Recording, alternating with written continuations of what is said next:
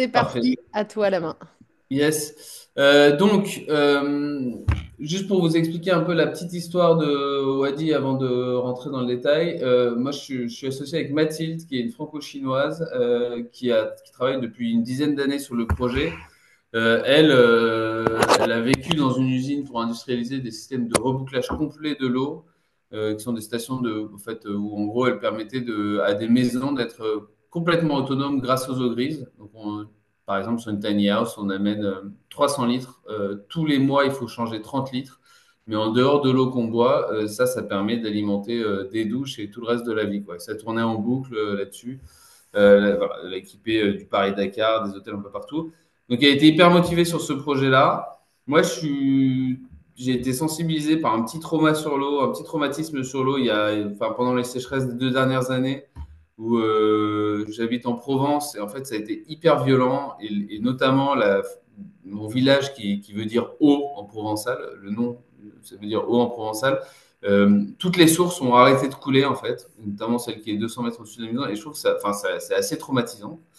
Et donc, j'ai rencontré Mathilde il y a 2 ans et on a commencé à travailler sur ce projet-là, des économies d'eau et vous allez voir un peu ce qui en découle, quoi. Voilà. Alors, globalement, pour prendre le sujet de l'eau de façon générale et par rapport à l'habitat écologique, euh, l'habitat individuel, c'est un gros consommateur d'eau. Ça représente 20 à 25% en fonction de si on tient compte, enfin de comment est-ce qu'on tient compte, mais 20 à 25% de la consommation d'eau potable en France, c'est dans l'habitat. Et l'habitat individuel, donc les maisons, c'est 65% de l'habitat. Aujourd'hui, sur l'énergie, c'est assez encadré. Il y a plein de trucs qui sont plus ou moins bien. Enfin, je ne veux pas rentrer dans ce débat-là, mais il y a des choses qui existent. Voilà. Mais par contre, sur l'eau, il y a absolument rien qui existe. Il n'y a pas de subvention, pas d'encadrement. Alors que, bah, en fait, si vous recherchez bien autour de chez vous, etc., ou dans l'histoire, voilà, vous allez forcément trouver des endroits de maisons qui ont été abandonnés parce qu'il y avait soit trop d'eau, soit plus d'eau sur place. Et donc, il y a un vrai enjeu sur la résilience du territoire et du parc immobilier autour de l'eau. Et donc, après l'énergie, c'est autour de l'eau.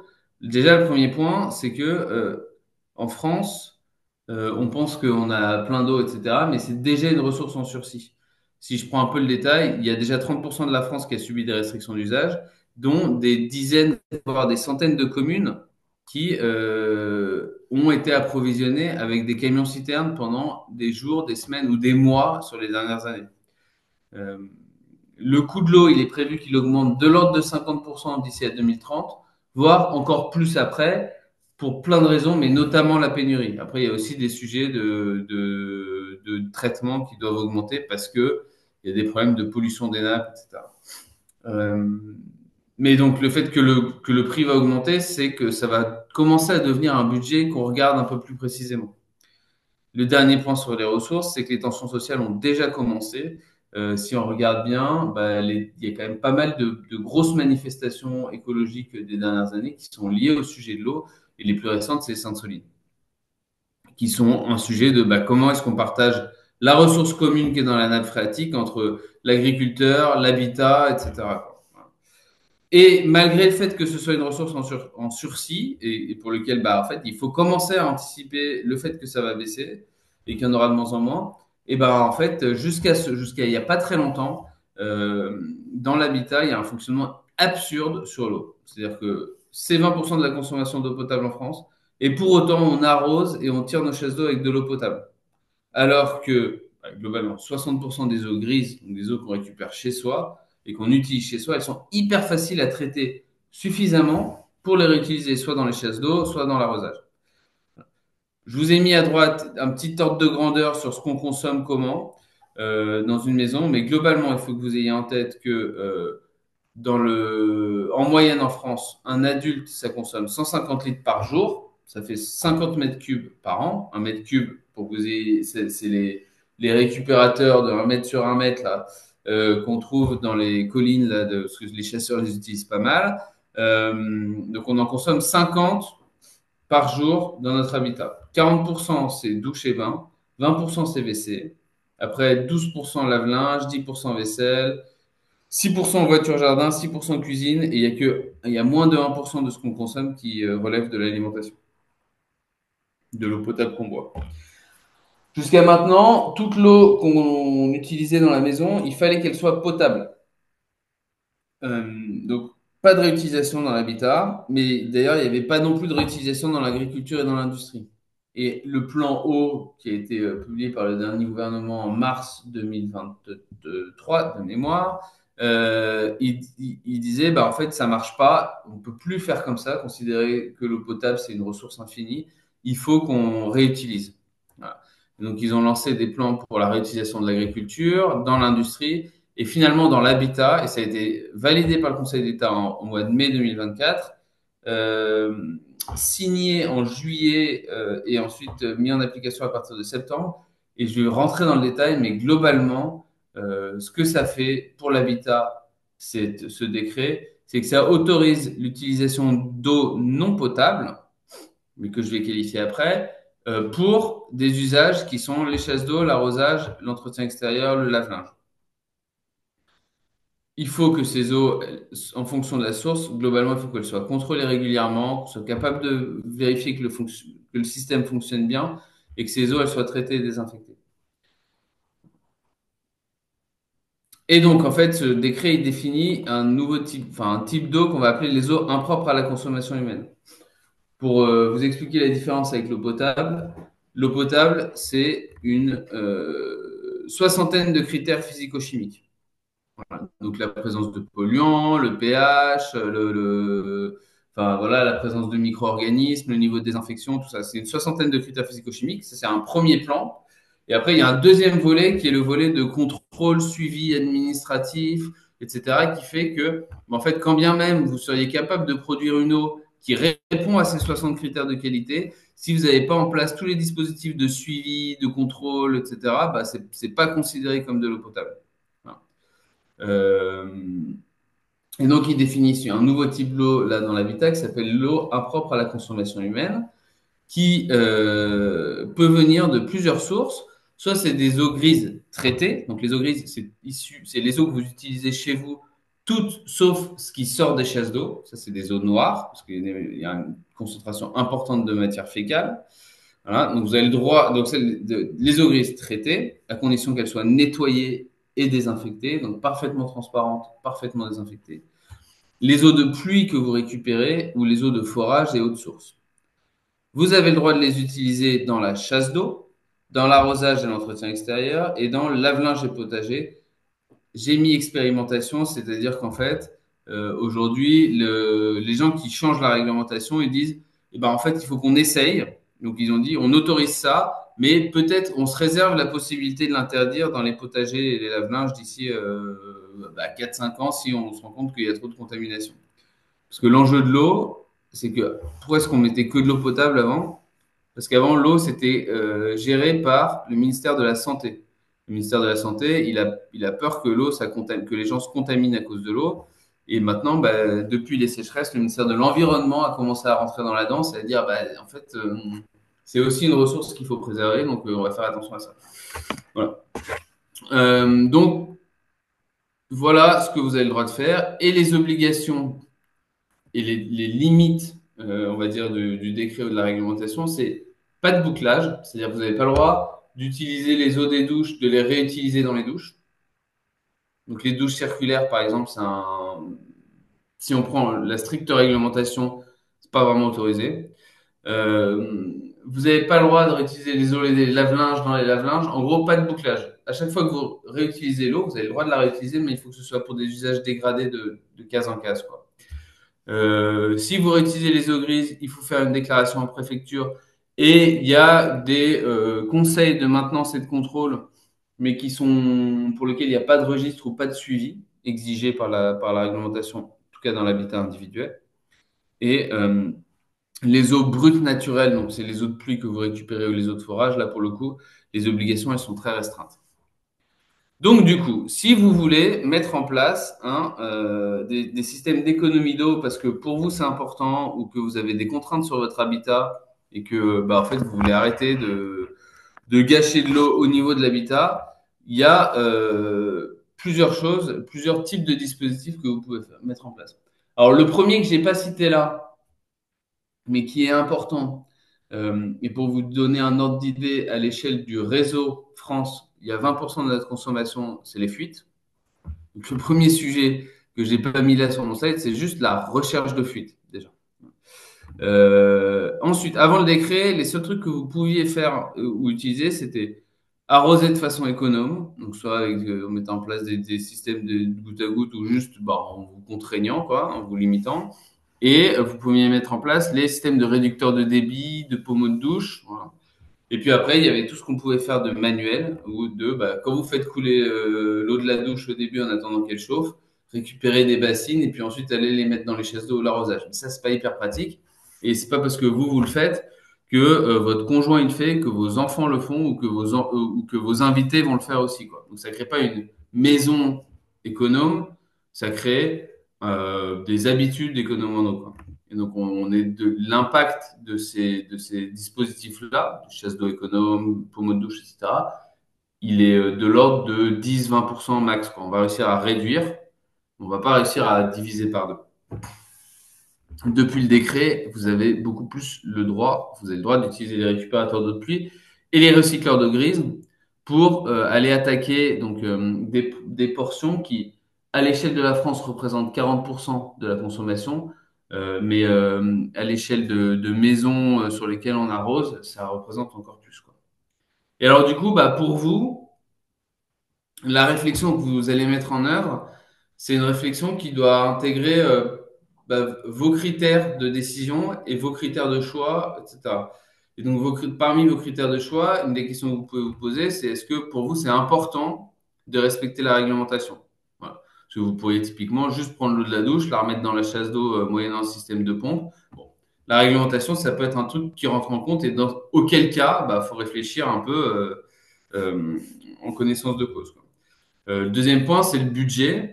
Les dispositifs hydroéconomes, c'est quelques dizaines ou centaines d'euros. Des récupérateurs d'eau de pluie qui permettent de récupérer des dizaines de mètres cubes, on se parle plutôt de 5, 10, 15, 20, 30 000 euros, quoi. Voilà. Donc le budget là-dessus, enfin, comment est-ce que vous structurez votre réflexion? C'est un vrai enjeu. Euh, Dans le budget et dans le sujet de conformité, il y a aussi votre niveau d'autonomie ou d'économie recherché. Est-ce que vous cherchez à faire une maison qui est complètement autonome en eau? Ben, dans ces cas-là, on va commencer à regarder la pluviométrie et voir la taille que vous avez pour stocker et tout. Ou est-ce que vous cherchez juste à pas gâcher? Ce qui est déjà une bonne approche parce que ça permet de réduire de l'ordre de 40-50%, quoi. Voilà. Donc, en fait, il y a aussi toute cette réflexion-là que vous devez intégrer. Il y a le sujet de l'impact travaux qui est que, bah, enfin, là, sur ce réseau-là, a priori, enfin, on discute avec des gens qui sont dans des chantiers.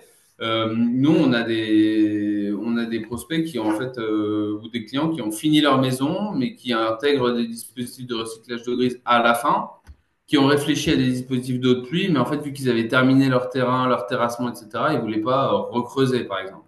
Voilà, donc il y a le sujet de l'impact travaux. Et puis après, la sensibilité.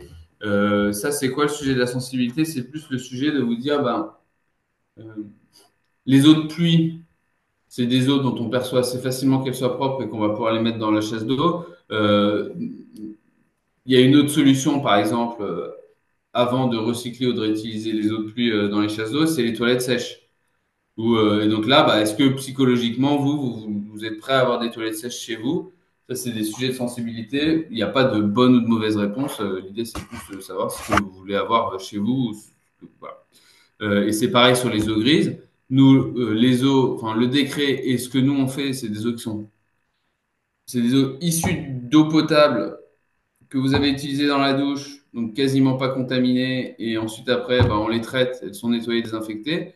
Mais pour autant, psychologiquement, il peut y avoir des réflexions sur le fait, bah ouais, mais si quelqu'un a fait pipi dans la douche, ça me gêne, etc.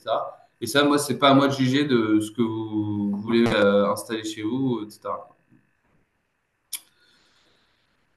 Je rentre un peu plus dans le détail. Donc, les dispositifs économes, je vais pas trop en parler. C'est des petits budgets, c'est des chasses d'eau économes, c'est des réducteurs de débit. ça change pas grand-chose. J'ai pas mis les toilettes sèches, parce que pour le coup, c'est encore un autre sujet que je connais moins bien. Ça représente des économies à la marge. Les récupérateurs d'eau de pluie, s'ils font, à condition qu'ils fassent plus de 2 mètres cubes, parce que moins de 2 mètres cubes, c'est quelques centaines d'euros, vous allez le mettre le long du mur pour récupérer les eaux de gouttière, ou globalement, là, ça, ces récupérateurs d'eau de pluie-là, le constat partagé par tout le monde, c'est que c'est assez gadget. Dès qu'il va pleuvoir, ça va déborder. Et après, dès que vous allez commencer à l'utiliser, des centaines de litres dans un jardin, ça part hyper vite. Voilà. Donc, à moins d'avoir la pluviométrie parfaite de tous les jours, il pleut assez pour que ça déborde pas et j'en utilise pile poil assez pour que ce soit jamais vide. Cette solution-là, enfin, en tout cas, moi, j'ai jamais rencontré grand monde qui en soit parfaitement satisfait. Donc, c'est pour ça que j'en parle pas de ce truc-là. Les récupérateurs d'eau de pluie au-dessus de 2 mètres cubes, le budget, il commence à 5-7 000 euros parce qu'il y a des travaux et qu'il y a du terrassement. Par contre, c'est avec les récupérateurs d'eau de pluie qu'on peut aller chercher de l'autonomie et, et une déconnexion totale du réseau pour ceux qui cherchent ça. Voilà. L'autonomie, elle commence à 20 mètres cubes et elle est garantie à partir de 30 mètres cubes de cuve. Ça commence à être des gros volumes qu'on enterre. Il y a des prestataires qui font ça. Il faut une pluviométrie adaptée. C'est-à-dire qu'il faut qu'il pleuve régulièrement. Voilà. Ou alors que vous soyez. Et pourquoi c'est des grosses capacités? Parce qu'il faut que quand il y a des grosses pluies, s'il y a des grosses pluies, pas souvent, comme c'est le cas dans tout l'arc méditerranéen, il faut que vous soyez capable d'en profiter au maximum pour les rentabiliser au maximum. Et les recycleurs d'eau grise, bah là, pour le coup, il y a des questions. Soit vous avez des travaux de plomberie, soit les prérequis techniques euh, les critères de prérequis techniques sont remplis chez vous, à savoir que bah, vous avez bien séparé les eaux grises des eaux noires, parce qu'on n'a pas le droit de récupérer les eaux noires. Donc, il faut qu'il y ait des réseaux d'évacuation en 40-50, là, qui soient différents des réseaux d'évacuation de sang dans lesquels on fait passer les matières fécales des eaux noires. Euh, Et il faut que les toilettes soient approvisionnées différemment et l'arrosage soit approvisionné sur un autre. Enfin, c'est pas un double réseau, c'est juste que l'approvisionnement soit distinct pour les toilettes et l'arrosage et le lave-linge par rapport aux douches, enfin au lavabo, évier, pommes de douche, etc. C'est hyper adapté dans la pluviométrie du sud de la France par rapport à des récupérateurs d'eau de pluie. Voilà, parce que en fait, dans le sud de la France, globalement, il pleut un peu l'hiver, il pleut un peu le printemps. C'est à chaque fois des gros épisodes, donc il faut avoir ça sur le place de stocker. Et après, pendant 3 mois, il pleut plus du tout, alors que c'est à ce moment-là. Enfin, à ce moment-là, vous continuez à prendre des douches. Donc ça, c'est hyper adapté pour avoir des économies continues tout au long de l'année. Et en termes de rentabilité, on s'y rapproche plus. Par contre, ça permet pas du tout l'autonomie, parce que nous, on produit pas de l'eau, on recycle de l'eau qui arrive chez vous. Voilà. Donc, c'est soit complémentaire avec les récupérateurs d'eau de pluie pour aller chercher des cuves plus basses et viser l'autonomie, soit c'est pour réduire votre consommation d'eau de l'ordre de 40-50%. Voilà. Et donc, du coup, pour finir, je vous montre notre solution, mais qui fonctionne avec des campings ou des maisons. Le schéma très basique, c'est qu'on récupère les eaux de douche, on récupère pas les eaux de cuisine, on récupère pas les eaux de machine à laver parce qu'elles sont trop dures à traiter et à rendre quasi potables. Donc les eaux de douche, on les traite et on va les réinjecter chasse d'eau et arrosage extérieur et au lave-linge. Voilà. Il y a un dispositif hardware que vous voyez là avec des systèmes de filtration, une armoire de commande qui est capable de détecter si oui ou non il y a de la cuve pour aller chercher les appoints dans le réseau d'eau potable ou pas, une ultrafiltration, un contrôle continu de la qualité, une cuve de stockage, une cuve tampon de 30 litres que vous voyez là, une cuve de stockage qui est un peu plus grande, et un système de monitoring qui, à partir de 5 euros TTC par mois, qui n'est pas obligatoire si vous souhaitez, mais qui est possible si vous souhaitez mettre en place ça pour suivre votre consommation et le bon fonctionnement du système. Voilà pour la présentation de Wadi. Je vais arrêter le partage. Est-ce que, Émile, tu préfères qu'on fasse dans l'ordre, on reprenne, vérifie que j'ai répondu à toutes les questions et ensuite après on prend les questions ou comment est-ce que tu préfères faire? Si on a des questions en live, je pense que ça peut être chouette d'avoir cet échange direct là maintenant. Et ceux qui sont plus discrets et qui n'osent pas prendre la parole, vous pouvez les écrire dans le chat et je les reprendrai pour les poser à Damien. Et j'ai pas pris le temps de regarder toute la liste des questions, donc j'ai pas vu si tu avais répondu Je l'ai, ouais. à celles qui avaient été posées, mais je peux regarder ça aussi en parallèle.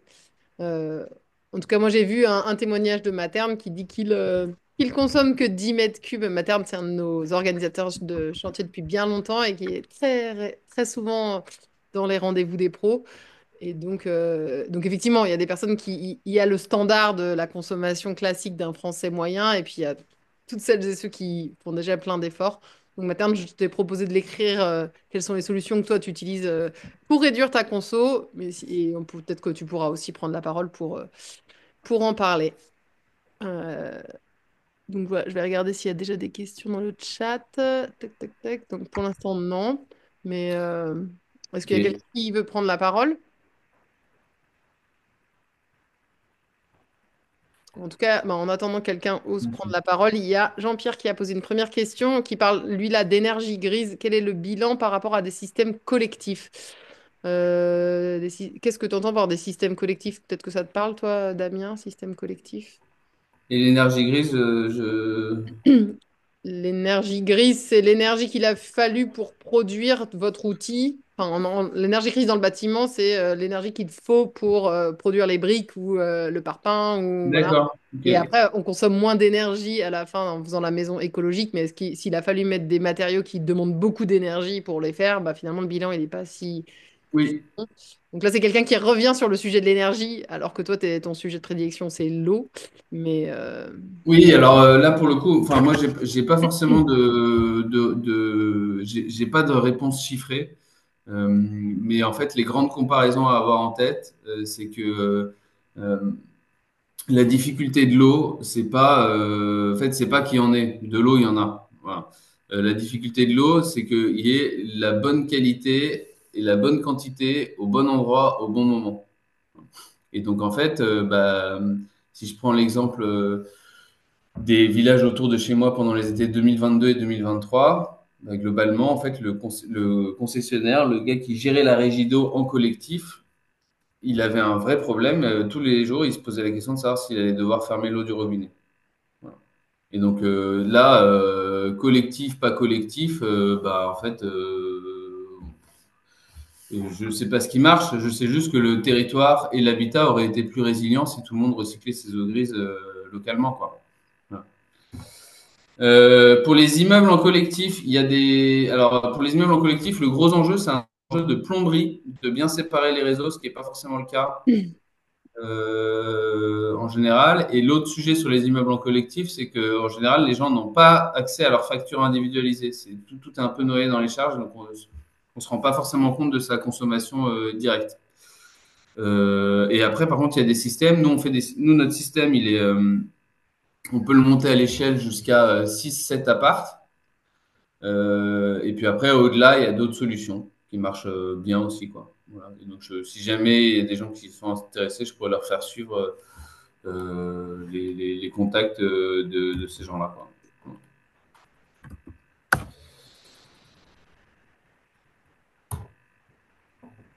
Euh, tac, tac, tac. Alors, ensuite, la question d'après sur les sujets autarcie. Je sais que, alors moi j'ai rencontré des gens d'un réseau qui s'appelle Perperuna. J'ai rencontré des gens d'un réseau qui s'appelle Reinea. Autarcie en particulier, je connaissais pas. Je sais que globalement, en fait, il y a effectivement des gens qui commencent à donner des conseils sur du dimensionnement et de la structuration de projets euh, pour faire pour être parfaitement autonome en eau. Voilà. Et donc, ce que je disais, c'est que pour faire ça, il faut avoir de l'eau. Soit il faut que vous avez un puits avec de l'eau de bonne qualité, donc tant mieux pour vous. Et puis après, si vous voulez préserver votre puits et les ressources, il faut faire en sorte de ne pas trop consommer. Soit c'est pas forcément le cas ou c'est un peu loin, et dans ces cas-là, il y a il y a de la possibilité facile. Enfin, il faut mettre en place des grosses récupérateurs de pluie. Donc, je vous disais, ça commence à 20 ou 30 mètres cubes en fonction de la maison ou du foyer, quoi. Par contre, il y a un petit enjeu sur la réglementation qui est que enfin, et sur l'urbanisme et tout. Donc, il faut voir à chaque fois chaque cas local. Mais c'est que enfin, le code du bâtiment en ce qui concerne l'eau, il prévoit quand même plutôt que les maisons elles soient approvisionnées par l'eau potable et du réseau. Sur les eaux de cuisine, de rinçage de légumes. En fait, le problème, c'est que quand on récupère de l'eau, on vient se brancher sur des canalisations. Donc, à partir du moment où on se branche sur des canalisations, toutes les eaux qui passent par ces canalisations-là, il faut les traiter et les rendre parfaitement transparentes et désinfectées. Si, donc, par exemple, si je me branchais sur les eaux de cuisine, moi, chez moi, j'ai un système Wadi qui tourne depuis maintenant 9 mois et on a tout essayé, on a essayé toutes les eaux les unes après les autres. Euh, la cuisine, en fait, eh ben, il y a quand même des moments où l'eau, elle est hyper grasse et où il y a plein de particules. Et donc, bah, ces eaux-là, à ce moment-là, quand elles passent, elles bouchent, elles colmatent le système. Et en fait, le dimensionnement d'un système de traitement d'eau, il faut le faire par rapport aux eaux les plus sales qui passent. Et donc, si je voulais être capable de traiter les eaux les plus sales qui passent dans ma cuisine, il faudrait globalement une microstation d'épuration avec de la bio pour être capable d'attaquer les particules ou alors des filtres facilement atteignables alors que c'est dans le vide sanitaire pour pouvoir les nettoyer tous les jours. J'ai pas, voilà. Donc du coup, effectivement, là sur ce truc-là, on n'a pas réussi à les traiter. Or, ça représente que 5 ou 6%. Et si on regarde à l'échelle des débouchés, donc chasse d'eau, arrosage et lave-linge qui est en face, bah, normalement, juste avec les douches, on est capable d'alimenter les débouchés. Donc, on n'est pas allé chercher les autres usages qui sont la cuisine, le lave-linge, le lave-vaisselle, parce que les eaux étaient trop dures à traiter par rapport à en fait des débouchés qui n'existaient pas forcément.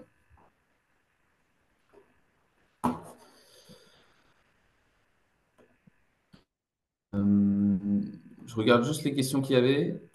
Donc, est-il possible d'être relié au tout à l'égo avec redevance sans prendre de contrat de fourniture d'eau? Ça, enfin, faut voir avec. Je pense que vous payerez forcément une redevance, mais si vous ne consommez rien et que vous avez des compteurs, bah, vous payerez pas sur le volume ou sur les mètres cubes, quoi. Voilà. Donc, c'est probablement ça la solution intermédiaire. L'impact du recyclage d'eau grise d'un côté volet économique, c'est qu'il réduit la consommation d'eau de 40%. Et donc, il va baisser la facture de 40% parce qu'en fait, vous prélevez 40% d'eau potable en moins, mais vous rejetez aussi 40% d'eau à l'assainissement en moins, vu qu'il y a une boucle en plus, quoi. Voilà. Donc, du coup, ça baisse vraiment les deux volets de la facture. Quelle solution à moindre coût pour une récupération d'eau destinée à alimenter simplement WC et lave-linge? Est-ce que c'est évolutif, par exemple, arrosage au plus complexe, sans tout chambouler quand le besoin augmente? Et un puits est-il une bonne cuve de récupération d'eau de pluie? Alors, un puits, oui, c'est une bonne cuve de récupération d'eau de pluie, euh, puisque c'est bien bas, que c'est à peu près isolé du soleil, etc. Voilà. Euh, Par contre, après, parfois, il peut se développer des trucs, donc ça vaut le coup de mettre un léger système de traitement à la sortie de ça. Nous, notre solution pour vous dire, c'est, enfin, en gros, les solutions que j'ai identifiées, moi, sur la récupération d'eau grise, qui sont évolutives, après, c'est plus de la plomberie, hein, c'est de savoir comment est-ce que vous connectez quel tuyau. Euh, Globalement, ça commence à 1000 euros pas conforme sur la fourniture juste. Nous, notre système, il est à 2000 euros sur la fourniture, c'est conforme au décret. Et après, il y a d'autres systèmes qui vont coûter jusqu'à 4-5 000 euros sur la fourniture. Et notre système, il se pose en une ou deux journées de plomberie. Donc, soit bah, vous savez faire et voilà, soit on le pose nous et une journée de plombier entre le matériel et la main-d'œuvre, ça coûte 500 euros. Donc, la réglementation, je pense que j'y ai répondu. Les moyens de filtration sur les eaux grises, bah, chacun a son choix de techno. Chacun a son choix de techno. Sur les eaux grises, nous, on fait sédiment, charbon, ultrafiltration. Donc, il n'y a pas de bio, il n'y a pas de chimie et UV après avant de repartir. Pas de bio, pas de chimie, que du mécanique. Et ça nous semble bien parce que dès qu'on rajoute de la chimie, il faut contrôler la chimie et tout. Et ça rajoute des capteurs et on n'est pas dans l'immédiateté et voilà, c'est pas facile. Damien, je te coupe parce qu'il y a des questions qui arrivent en live là dans le chat. Donc, si tu veux, comme ça, Ouais. on va aussi prendre celles des personnes qui sont avec nous. Est-ce que tu as un ordre de grandeur de la consommation du système Wadi en termes électriques? Est-ce que ça a un impact sur Oui, la facture? c'est la même chose que brancher un PC, quoi. C'est la même chose qu'un PC branché. C'est sur une prise 220, c'est pas plus compliqué que ça. Je reprends les questions du chat. Le système est-il compatible avec un assainissement phytosanitaire d'une fait de réduction des sorties d'eau de 40%? Bah là, en fait, du coup, c'est ça l'intérêt, c'est que si vous êtes encore en train de réfléchir à votre dimensionnement, et ben, ça veut dire qu'au lieu de dimensionner un assainissement phytosanitaire pour 5 personnes, ben, mettons vous êtes 5 dans votre foyer, vous avez prévu de réduire la consommation d'eau de l'ordre de 40%, bah, du coup, vous pouvez le dimensionner pour 3 personnes, ce système d'assainissement. Voilà. Et nous, notre pari à l'échelle sur l'impact de nos installations, c'est qu'aujourd'hui, il y a des communes qui ont des contraintes sur l'urbanisme, soit du fait de stations d'assainissement qui sont trop petites, soit du fait de sources d'eau potable qui se tarissent, et qu'en fait, bah, l'intérêt du recycler les eaux grises, c'est qu'on baisse les deux. Donc, du coup, on peut vraiment, à l'échelle, soulager l'eau sur ces sujets-là, quoi.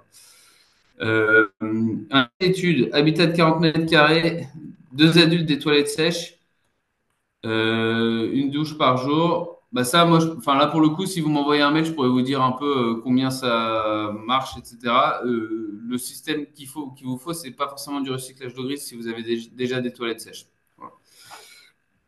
Mais la récupération d'eau de pluie, elle vous aidera ouais, bien. Et globalement, il faut partir du principe que vous allez consommer entre 50 et 100 litres par jour en fonction de la durée de vos douches. Donc, le coût du système à l'investissement, moi, Ouais, je vous disais, attends, c'est 2000 euros Damien, moi, de j'avais envie fourniture. de réagir sur ce cas d'étude parce que Ouais, s'il y a de la récupération d'eau de pluie, c'est aussi beaucoup lié à la pluviométrie du territoire. En fait, s'il pleut fréquemment, et ben la cuve elle se remplit tous les 2 jours ou tous les 3 jours et donc bah on tire, on remplit, on tire, on remplit. Là, on se retrouve plutôt sur le nord de la France. Et puis il y a des territoires où pendant 20 jours il pleut pas. Donc si on veut une forme ouais, d'autonomie pour sa douche bah, il faut une énorme cuve pour que quand il y a la grosse pluie, pas décennale, ou enfin la grosse pluie sur certains territoires, ça marche comme ça, il y a des grosses pluies, là on remplit la cuve de X mètres cubes, et puis elle va ouais. durer pour des douches pendant bah, peut-être un mois, si on fait des douches économes et tout ça, mais voilà, ça dépend vraiment de la pluviométrie du territoire, et ça c'est des calculs, enfin... J'imagine que voilà, Damien sait le faire, mais c'est j'identifie mon besoin quotidien, c'est ça. J'ai ma surface de collecte, c'est ma surface de toiture et je sais combien il pleut par jour, par semaine. Enfin voilà, on peut faire des calculs. Ça, c'est du dimensionnement. Mais voilà, on va pas du tout faire ça en live, mais en fait, ça dépend aussi beaucoup des territoires et de la taille de la cuve et de la surface de collecte. Parce que si vous avez une toute petite toiture, vous avez une toute petite surface de collecte de Ouais, votre eau. Donc voilà, il y a plein de facteurs qui rentrent dans ce dimensionnement. Je ferme ma parenthèse et je te laisse ouais, enchaîner. non, exactement. Ouais, c'est effectivement, il y a le sujet de la toiture que j'ai évoqué, qui est l'autre point, quoi. Donc, le coût de notre système, nous, c'est bah, à l'investissement, c'est 2000 euros pour la fourniture et la pose, ça dépend de la complexité. Mais globalement, quand on est dans du neuf ou que vous avez prévu la plomberie pour, il y en a pour une journée parce qu'en fait, on vient juste se plugger, faire un bypass dans les évacuations et il y en a vraiment en une journée de travail, c'est fait. Donc, ça fait 2500 euros. Et sur le fonctionnement, il faut compter une centaine d'euros par an. Il y a quelques filtres à changer et il y a l'abonnement si vous voulez l'avoir pour être sûr de suivre vos données et qu'il y ait le bon fonctionnement. On gagne pas d'argent là-dessus, c'est juste pour payer la carte SIM, quoi. Voilà. Et moi, la question qui me vient aussi, c'est que aussi en termes d'investissement, il faut un peu doubler certains réseaux. Des réseaux qui pouvaient se mélanger un peu dans la maison à un moment donné ne peuvent plus être mélangés. Donc il y a, j'imagine, plus de linéaires de réseaux de plomberie avant de pouvoir installer un système comme ça, non? Oui, mais c'est pas x2. Ok, c'est pas C'est x2. c'est pas x2. Je vais prendre le sujet de enfin, typiquement, en fait, de toute façon, à un moment, il faut amener de l'eau au lave-linge. Ou à un moment, de toute façon, il faut amener de l'eau à l'arrosage. Mais l'eau à l'arrosage, là, il faut l'amener une seule fois. Et en fait, c'est notre système Wadi qui est approvisionné en eau potable, qui lui va regarder si la cuve est vide ou pleine. Et si la cuve est vide, il va aller chercher dans l'eau potable. Voilà. Donc, c'est pas deux réseaux. Il faut, éventuellement, c'est plutôt 1,2, 1,3. Parce que typiquement, s'il y a des toilettes à l'étage, On ne peut pas faire une arrivée d'eau et plusieurs T. Il faut faire une arrivée d'eau pour les toilettes et une arrivée d'eau pour la salle de bain. Voilà. Voilà. Les systèmes de filtration avec des plantes dans les géonefs, ça honnêtement je ne connais pas. Voilà. Donc je préfère ne pas dire de bêtises. Les filtrations avec les plantes pour le, pour le phytosanitaire et l'assainissement, il y en a plein qui fonctionnent bien. Voilà. Si c'est ça l'usage que j'ai compris, voilà. Il n'y a plus de questions sur le chat, je reprends les autres. Donc la réglementation sur l'eau de pluie, j'ai répondu, filtration. Récupération d'eau pluviale et rétention. Alors ça, moi, ce que je vous ai décrit, c'est des solutions d'économie en eau. Parfois, je sais qu'il y a des réglementations ou des demandes de l'urbanisme sur de la rétention pour gérer les gros flux d'eau pluviale quand il pleut, etc. Ça, pour le coup, ces eaux-là, vous n'êtes même pas obligé de les réutiliser. Vous avez le droit, mais vous n'êtes pas obligé de les réutiliser. Donc, c'est des bassins de rétention pour gérer l'évacuation des eaux pluviales, c'est encore, enfin, c'est un autre sujet qui dépend plutôt de l'urbanisme que d'eux, mais c'est des eaux que vous pouvez réutiliser. Euh, Comment s'assurer qu'il n'y aura pas assez d'eau? Bah, je vous ai dit, en fait, nous, notre truc, et d'ailleurs, la plupart des systèmes de récupération d'eau grise, ils ont l'eau potable en backup. Et alors, si vous avez de l'eau de pluie, nous, ce qu'on aime bien faire, c'est pour les usages type chasse d'eau, arrosage et tout, ça vient chercher d'abord dans l'eau wadi, dans l'eau recyclée, eau grise recyclée. Dans un deuxième temps, ça vient chercher dans votre cuve d'eau de pluie. Et après, dans un troisième temps seulement, ça va aller chercher dans le réseau d'eau potable. Et à chaque fois, c'est hyper simple. C'est une vanne, un capteur qui détecte qu'il y a du niveau ou pas et des clapets anti-pollution en cascade pour éviter que l'eau grise ne remonte dans le réseau d'eau potable, quoi. Moi, j'ai une question que j'ai vue là de Stélie dans le chat et qui n'est pas forcément claire pour moi suite à ta présentation. Elle dit, faut-il prévoir un système de stockage des eaux traitées? Ou est-ce que comme c'est un peu en continu, il n'y a pas trop de volume de stockage? Il y a des petits volumes de stockage. Nous, en fait, il y a un premier. En gros, on récupère des eaux qui coulent en gravitaire le long d'évacuation. Donc là, on a une première cuve tampon qui fait en général 30 litres, euh, à partir de laquelle on pressurise pour pouvoir traiter l'eau. Donc voilà. Ça se met dans un vide sanitaire, voilà, hyper simplement. Et après, on a une deuxième cuve de stockage qu'on va dimensionner pour une maison de 4 autour de 200 litres. Et là, ça répond, Amy, je pense à ton truc, de dire bah, c'est en continu. Donc, vu que c'est en continu, en fait, 200 litres, c'est à peu près ce qu'on va produire en douche, réutiliser dans les autres usages. Et donc, du coup, ces 200 litres, ils suffisent pour gérer pour, pour gérer les changements de flux, quoi. Ok, et par rapport au réseau, après, tu as une pompe qui vient prendre dans cette... enfin, il y a des Et ah contraintes oui, pour par rapport l'injecter à cette cuve. Est-ce qu'elle doit être quelque part en particulier dans la maison? Alors, les installations qu'on a faites jusqu'à maintenant, on a les deux cuves de stockage qui sont, en fait, le module technique que vous avez vu, c'est un module technique. Il y a deux pompes qui sont des petites pompes qui font pas de bruit quand elles sont sur le module technique, mais bah, c'est un module technique, c'est pas fait pour être dans le salon, quoi. Voilà, c'est fait pour être dans un garage, dans un cellier, dans une buanderie, le long du mur à l'extérieur, voilà, des choses comme ça. Et après, il faut trouver un moyen de relier les cuves. Donc, typiquement, une configuration facile ou simple, c'est, enfin, les deux configurations simples qui me viennent en tête comme ça, c'est les cuves dans le vide sanitaire, et puis on tire deux goulottes entre les cuves et le local technique au-dessus pour relier, et comme ça, parce que les cuves, on n'a pas besoin d'y accéder tous les jours. Le module technique, il y a besoin de changer les filtres peut-être une fois tous les 3 4 mois, et on n'a pas envie de rentrer dans son vide sanitaire tous les 3 4 mois non plus. Voilà. Donc tout est accessible dans un local auquel vous avez facilement accès, type cellier, buanderie, garage, et on met les cuves dans le vide sanitaire pour que ça empiète pas sur l'espace habitable de la maison. S'il n'y a pas d'espace, s'il y a pas de vide sanitaire, mais que il y a des salles d'eau en hauteur, par exemple, ça nous arrivait aussi d'installer tout dans un garage le long du mur, quoi. Voilà. S'il n'y a pas de vide sanitaire et qu'il y a une salle, et qu'il y a une salle d'eau au rez-de-chaussée, bah, en général, les canalisations, elles sont pas accessibles et donc on peut pas installer de système de recyclage des eaux grises parce qu'on peut pas récupérer les eaux grises. Qui que ce soit, quoi. il faut un moyen d'accéder aux évacuations, parce que sinon, c'est pas possible. Voilà.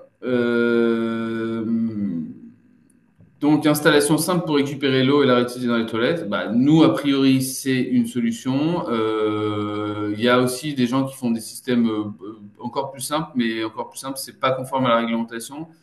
Et à la limite, la réglementation, c'est pas forcément votre sujet, mais le sujet de la non-conformité, ça veut dire aussi que c'est des eaux qui sont pas traitées. Et donc après, ça mousse et ça sent mauvais dans la chasse d'eau. Et ça vient mettre du savon qui colle, enfin, qui colle à la cuve et qui salit, etc.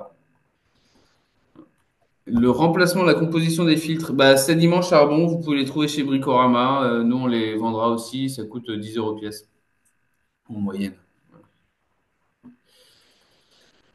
Le- Ensuite, cuve enterrée en béton, oui, c'est ce qui est conseillé. Les réserves souples, c'est un peu plus compliqué parce qu'il n'y a pas de capteur de niveau et en général, ça prend plus de place et c'est moins joli et puis ça prend plus la chaleur et il n'y a pas du coup la gestion thermique que permet le fait d'enterrer. Et sur le dimensionnement, ça, je suis pas expert. Je pourrais vous indiquer des gens qui font ça plutôt mieux que moi. Sur le dimensionnement des bonnes cuves en fonction de votre projet, de votre ambition d'autonomie, d'économie, etc.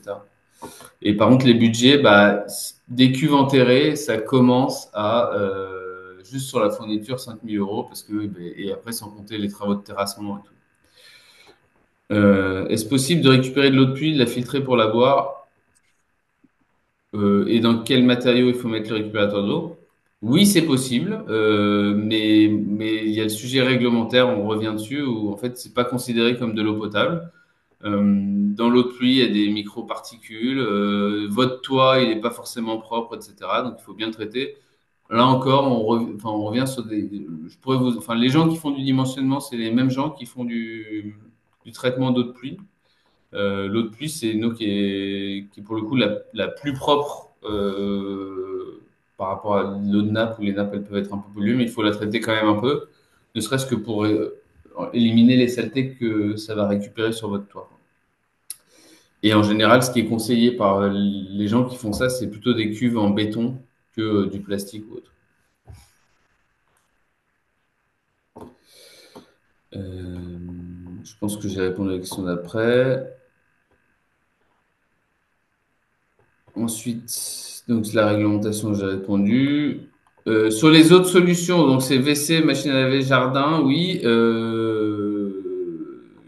Pour l'autonomie en eau cuve, la piscine naturelle, une solution plus écologique, ça, je sais, enfin, j'ai du mal à comprendre, préciser la question. Je ne sais pas si la personne qui l'a posée veut rentrer dans le détail. Euh, Mais s'il y a des personnes qui ont des questions en live aussi, là, vu que ouais. n'hésitez vraiment pas, c'est aussi l'idée qu'on puisse répondre à vos questions et rendre l'intervention aussi plus dynamique.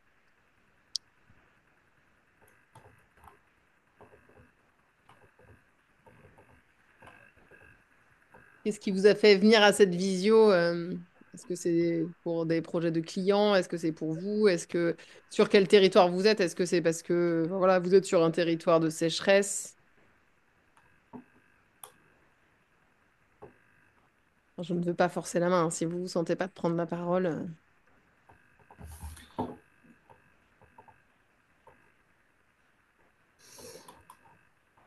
Bon. Il y a juste il y a deux pans de questions enfin, qui ont été posés auxquels j'ai pas encore répondu et dont j'ai pas parlé. Il y a un premier sujet sur la récupération de l'énergie de l'eau chaude. Où ça, enfin là pour le coup, c'est pas ce qu'on fait, c'est pas ce qui concerne la réglementation, c'est pas des économies d'eau, c'est vraiment des économies d'énergie. C'est pareil, enfin je sais pas, j'imagine il y a des gens qui se font ça dans le réseau Twiza. Sinon moi j'ai déjà entendu parler d'autres solutions de chauffe-eau économe qui récupèrent ces trucs-là ou de chauffe-eau qui ne fonctionne que avec l'énergie solaire, etc. Enfin voilà, il y a d'autres solutions pour économiser l'eau ou la recycler pour économiser l'énergie calorifique de l'eau, mais c'est pas forcément ce qu'on fait nous, quoi. Voilà. Et après l'autre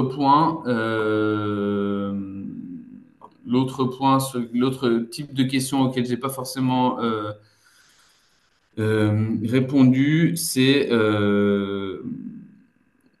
les sujets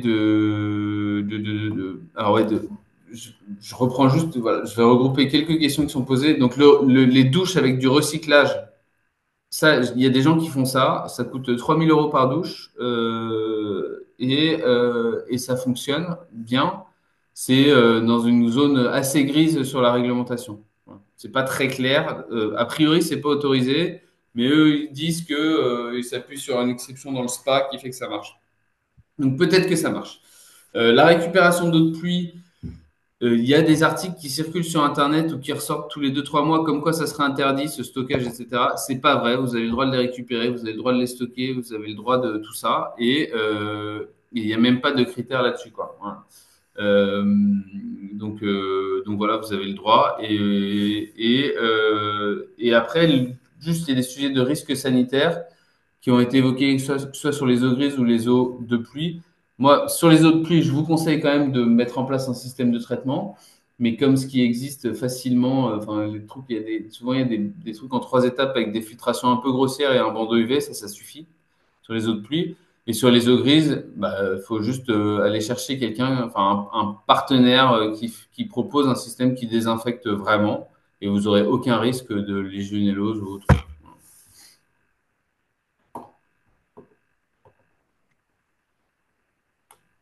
Donc, il y a une question de Pascal, je ne suis pas sûre de bien comprendre, mais un sujet sur l'effacement des étangs. Je ne sais pas si Pascal, tu veux prendre la parole ou si Damien, ça te dit quelque chose, ce sujet, mais Je connais pas ce sujet-là. moi non plus.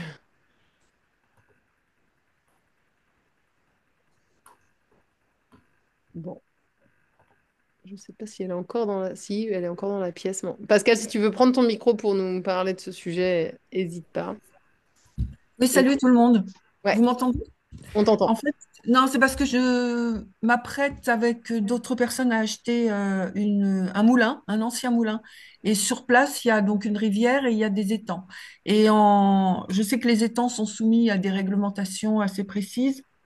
Il y a des normes. Bon, ça a peut-être rien à voir en fait avec le sujet d'économie d'eau. Donc, je veux pas non plus dévier la discussion. Mais bon, si vous n'êtes pas au courant de l'histoire des effacements des temps, en fait, c'est les autorités qui disent que maintenant, pour des questions d'écologie et de répartition des eaux de surface, ils demandent que les étangs soient effacés de manière que les rivières retrouvent un parcours pour alimenter les différentes terres ou champs aux alentours. Enfin bon, moi, j'ai pas beaucoup de détails non plus. Je voulais juste savoir si vous aviez entendu parler de ça. C'est très récent, hein.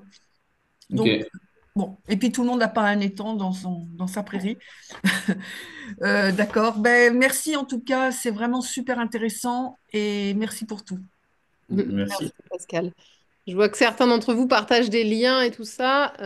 C'est super intéressant. Et en fait, on va partager le replay de ce moment ensemble sur le forum. D'ailleurs, tous les replays des rendez-vous avec les pros sont sur le forum dans une section dédiée. Et l'invitation derrière, c'est de continuer la discussion. Donc, soit de poser des questions et Damien pourra y répondre sur le forum, comme ça tout le monde pourra en profiter. Et si vous, vous avez envie de partager des ressources, Materne, tu as parlé d'un réseau. Voilà, là, il y a plusieurs liens qui sortent. Après cette visio, les liens, ils disparaissent. Alors que si vous les partagez sur le forum, le compte sur le forum, il est gratuit, hein. Il faut juste vous créer un profil, Forum Twiza sur Google.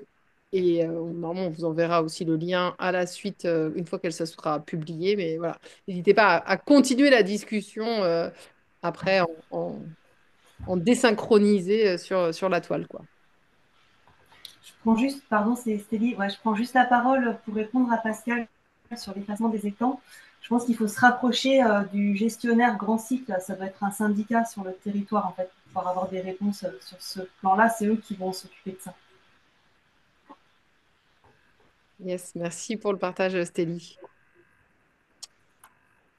Bon, il est 13h05. Je vois que vous êtes de plus en plus nombreux à nous quitter et à dire merci et au revoir. Peut-être on peut, soit il y a une dernière question, avant quand même de clôturer, s'il y en a une personne qui veut intervenir. Est-ce que Damien, toi, tu avais une dernière précision que tu voulais absolument transmettre là pendant ce moment ensemble? Ouais, je réponds juste à. Il y a une remarque de Materne sur les eaux de pluie non potabilisées qui sont interdites à la consommation. Donc, si on potabilise un bon droit, oui, oui, en fait, on a le droit de traiter les eaux de pluie pour les réutiliser. Voilà. Maintenant, là, le décret, il fixe un peu un truc en disant, bah, on n'a pas le droit de les utiliser pour autre chose que les usages d'eau impropres à la consommation humaine. Ce que moi je regrette par rapport à tous les projets d'autonomie. Mais je pense qu'effectivement, quand on n'est pas connecté, enfin voilà, il y a plein de choses qui sont plus autorisées. Euh, ce truc-là, c'est un peu, enfin, c'est un peu une zone grise. Ça veut pas dire que c'est complètement interdit. Il y a des gens qui disent que si on potabilise, ça marche, et d'autres gens qui disent bah oui, mais maintenant qu'on a défini ce qu'on a le droit de faire avec les autres plus, ça marche plus. Euh, Moi, je pense globalement aussi que de toute façon, quand vous êtes chez vous et que vous n'avez pas forcément de projet de revente immédiate, ou voilà, euh, vous avez le droit aussi de prendre un peu des libertés dans un sens ou dans l'autre. Voilà. Voilà. Mais au moins, comme ça, le sujet de la réglementation et de ce qui est encadré est plus clair pour vous, j'espère. En tout cas, merci d'être venus nombreux et n'hésitez pas à me recontacter si vous avez des questions. Yes. Eh ben, Merci beaucoup. merci à tous pour votre présence et puis ben, on se donne rendez-vous pour le prochain rendez-vous des pros avec plaisir. J'ai remis le lien vers la cagnotte pour ceux qui ont envie de soutenir le réseau et je vous souhaite une bonne après-midi et je te remercie Damien pour cette intervention. Ben, merci Amy. Et pour ceux qui sont dans les Bouches-du-Rhône, il y a des journées portes ouvertes chez nous pour aller voir les protones. Ah, très bien, bien vu de le placer, Ouais. t'as raison. Et puis et regardez la carte des portes ouvertes, enfin des rencontres Twiza, vraiment il y en a partout en France, ça va être un chouette moment. N'oubliez pas ce moment. Bonne journée à tous. À bientôt.